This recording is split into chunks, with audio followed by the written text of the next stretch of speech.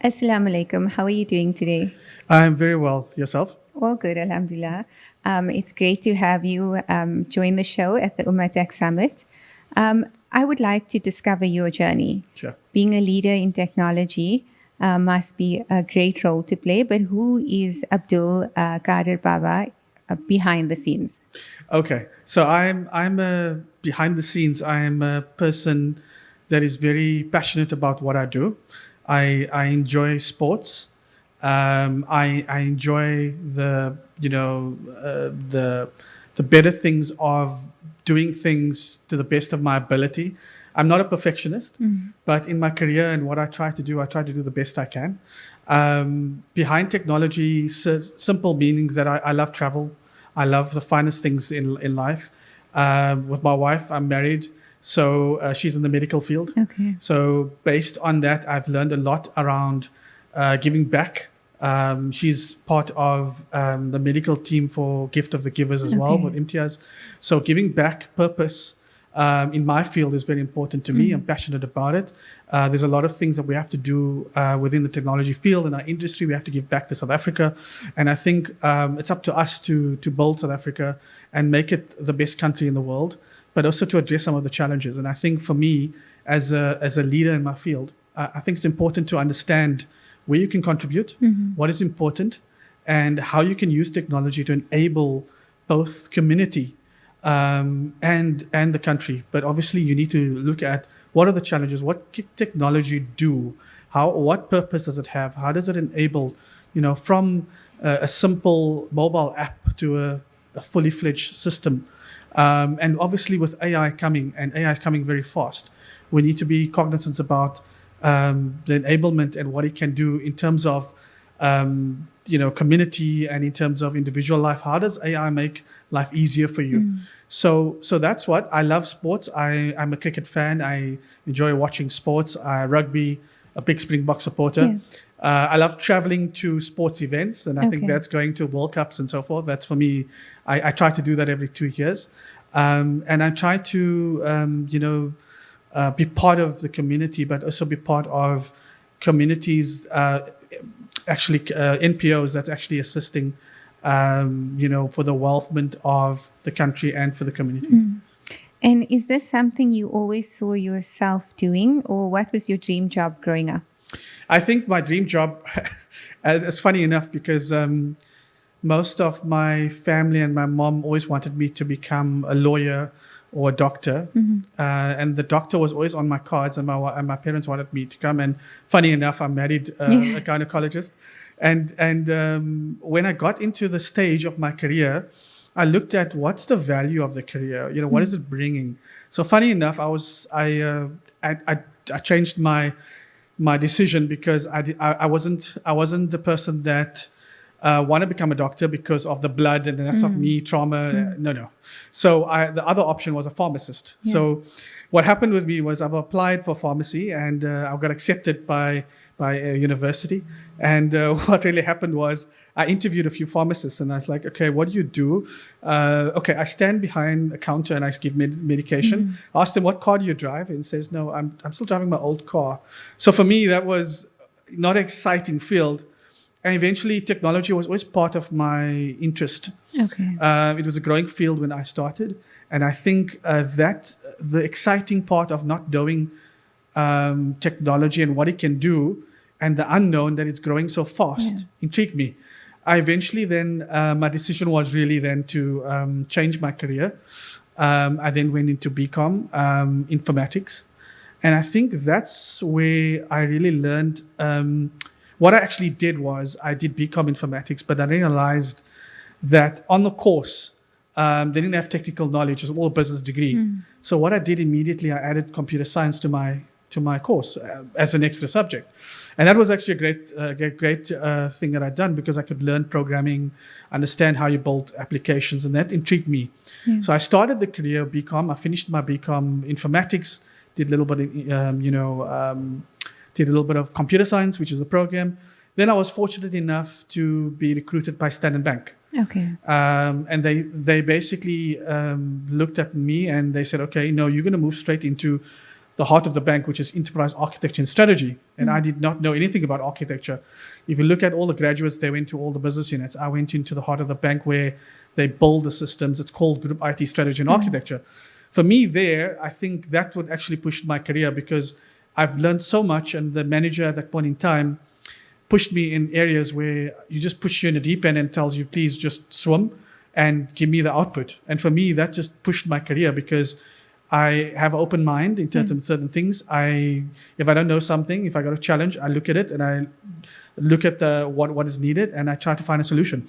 And I think that solution orientation for me was very important because I could pick up those lessons and principles very easily. And I think that pushed my career. Started as a business analyst within Standard Bank, and that has really moved into enterprise architecture. If you don't know, enterprise architecture is actually building your system from scratch, understanding what the system needs, both from a security perspective and the principles and what a banking system should be built on, loans, you got a product and all of those things. So for me, that was very, very useful. And eventually my career boosted from once I had that knowledge, I directly moved into consulting because I had mentors at that point in time, which allowed me to say, okay, they came from a consulting environment. And for me, it allowed me to move into consulting. I then joined SAP, which is one of the biggest software companies in the world. And I think, working in a global company taught me a lot of things. How do you deliver solutions to your client? But how do you work in a global environment? Yes. How do you work within a global team to deliver solutions? Eventually, got the experience there. Then I got the opportunity to finish my honors, but become honors in informatics. That just pushed my career even further. Obviously, moving from small junior management to middle management. Then once I did the BCom informatics, finished my consulting, moved into a bit senior position within the Sanlam Group. And that was an IT executive in the Group CIO office. Yeah. While doing that, I said, okay, I need to do my MBA. I need to take it to another level because of the type of role that I was in. So I did my MBL, eventually then moved, had the opportunity to get into the C-suite. And that when you get into the C-suite, it's basically you're part of the organization's leadership team from a technology perspective. And that allowed me to grow and actually move into both logistics, telecommunications, and then the position I'm in now, which is obviously in public sector, which is a influential, I actually call it an influential role because it's CTIO. It's both a combination of technology and CIO. So it's called Chief Technology Information Officer. So what it does is really you're responsible for the organizational strategy of IT, also deliver the enablement on innovation, security. So I think going forward, all of that culminated in terms of my career. What is also very important is that I was very connected to the industry. I also started working with industry peers, presenting at conferences. Right now, I'm also the ambassador for the World 200 CIO, what we call it. It's an entity based in Dubai. And each country has an ambassador for CIOs. So I am the ambassador for South Africa. And what it does is it helps to connect, enable CIOs around the world to learn from each other, to create the platform to say, okay, what are you doing that was different? How do we solve problems together? Yeah. And that's teaching me now to say, okay, you know what, the world, you need to work in collaboration. And bringing it back to Umatech, I think is very important, is to say, okay, that's great and well, but what are we doing for humanity? What are we doing for purpose for South Africa? What's your purpose in terms of taking technology and serving humanity? We have to have all the purpose. And I think our religion teaches us that. Yes. To say, what is that we're doing? What purpose do we have for, like the Prophet Sallallahu Alaihi Wasallam, he's the attributes in terms of amana. How do we build trust in terms of what we do? How do we build excellence in what we do? So the same here. I think the team from Umatech is doing great work. And I think the idea that when I chatted to Ismail, we had a chat and immediately I was on board because we kind of seen the same purpose in terms of how do we take technology and how we bring it to our religion going forward. And I think, that's exactly why I'm here. And then my talk was really about technology with purpose, a Muslim CIO's journey, and how do we bring more vision and clarity, conscious, and purpose in terms of our leadership and technology as a whole, and what do we need to do as an industry to basically help both not our country but our community at whole. And I think a lot of the inspiration came through the NPOs that I've joined with my wife, also working with Imtiaz. That inspired me to also see what I can do, also see how we can help South Africa with technology, because I think at the end of the day, we have one of the best countries in the world. It's about us to make a difference and see what we can do for our country. So while you find it, you fulfilled your curiosity and went further into technology, most people find it daunting. So what do you think the misconception or the fear is around technology? I think it's about the uncertainty. The problem with technology is that it's moving so fast. And you need to be solution driven. Firstly, you need to know what works and what doesn't work, but you need to step back, understand the problem, understand the requirement of what you're trying to achieve. That's why you have so much solution providers out there, but you have to make sure that you have the right solution for the problem. I think from a complexity perspective, technology isn't very complex, but if you create the right mindset and you say to yourself, okay, you can achieve, or you can find a solution. You are motivated to basically find the solution. It's similar to any other field, when you're having, in my wife's case, she's a gynecologist and obstetrician, and she has many problems with the patients, but she always finds a problem in terms of knowing what the solution is and what is best for the patient.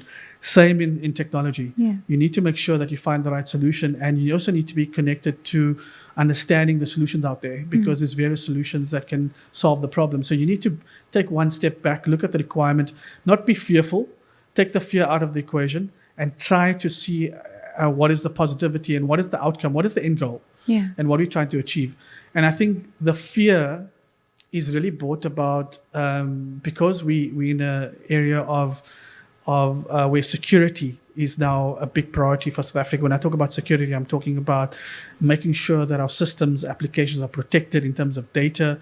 That's one fear. And I think I would say there are solutions out there to help with the fear. There's always a solution out there to do that. But eventually you need to understand how to solve that problem. Okay. So it's continuously growing with, or continuously embracing the technology as it grows. Absolutely. But also understanding it and working with your partners and the people that understand the technology if you don't. And asking for help.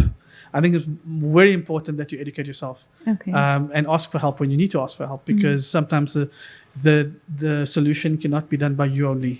And you think you can do it, but you need help in certain cases where it's beyond. It's quite complex, so you actually need that added. Absolutely. Okay, so how does your faith tie in with what you do? Or how do you manage to blur those lines and incorporate both? I think it starts, that's a very good question. I think it starts with your values. Okay. Being very passionate and very driven in terms of what I want to achieve for the greater good. I always use my principles to ground me, to say these are the values. And that's what I try to do. I try to make sure that we do the best we can. And I think in the Prophet's model, there's something called excellence that he strives for. And he said, do whatever you can, but do it the best of your ability.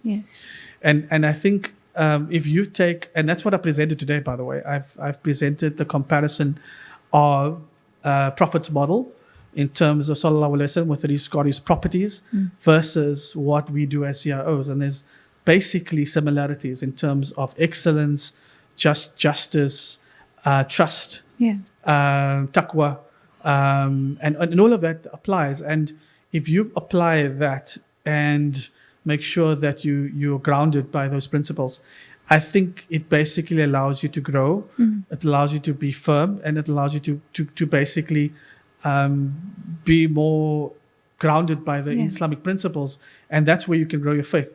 I think today, I can recall that there's not a lot of technology professionals that doesn't understand that comparison. I think if you basically understand that, you then can grow your faith even further. So I think faith is done in various ways, but I think in your career, you need to understand exactly the profit model, how you can compare against it, and what you can achieve to basically connect. Yes, those are powerful words. Yeah, thanks. So to close off today, what words of wisdom would you leave us with? I think the most important thing is, and I think we chatted about it today, is about purpose. How do you drive your decisions, whatever you do, in the purpose for greater good? And I think we, in our daily jobs, we always focus on getting the solution, getting done, making sure our customers happy or our stakeholders happy, but we never really focus on what we're actually doing for the greater good. And I think with Umatech, I think it's aligning us to basically speak in one platform because we're all speaking in silos. And I think with this, we need to collaborate more. We need to speak more. We need to understand the challenges together, and we need to work together. And I think we have a great philosophy in South Africa, Ubuntu. I am because of you are. And in other countries, exactly the same. Being part of this CIO World 200, it allows us to think about solutions that we don't have in other countries and interactive with all the other CIOs around the world, that we have all the same problems. It's just how do we collaborate together and work together to solve problems? Some of the challenges in Indonesia or in Saudi is not different to what our challenges are, but if we actually work together and try to find the problem together and work through it and learn from other countries, I think that will be helpful. And I think we need to take some reflection and take some time out and say, okay, what's working, what's not working, but how can we grow our faith together rather than alone? And I think that's the important question. Now, I asked the question today. We were trying to answer the question today: how does technology serve humanity? And obviously, that was my purpose today of the talk: is say, based on your experience and based on what you're doing, what are you connected with? Where's your purpose? Where's your turning point? And for me, I mentioned my turning point was when my wife got involved with MTI as a gift of the givers, because I could see they are passionate individuals. They'll give their time to support humanity. They're the one entity in South Africa that is more famous than the Springboks, and basically they the only humanitarian NGO in the world that can respond to a disaster within 24 hours. And we need to be proud of that. We need to be inspired about that. And we need to try to assimilate and do things in a small way, even if it's just helping technology in slightly small way. Like my niece really says, a little bit, just a little bit. So I think if we can do that, I think we'll probably create a better world for ourselves. And I think if the Ummah stands together in not only technology but in other issues, I'm sure we'll be in a better place and we can move things quickly and move together. I think we'll make a difference, and I think that's more important. Try to make a difference in everything you can, whatever field you are working in. Where there's a small difference, make the difference. Yeah. Your story really showcases how leadership ties in with purpose and values. Thank you so much for sharing your story. It was an honor to have you here today. Thank you so much for the opportunity. I really appreciate the time. Jazakallah. Assalamu alaikum. Wa alaikum salam.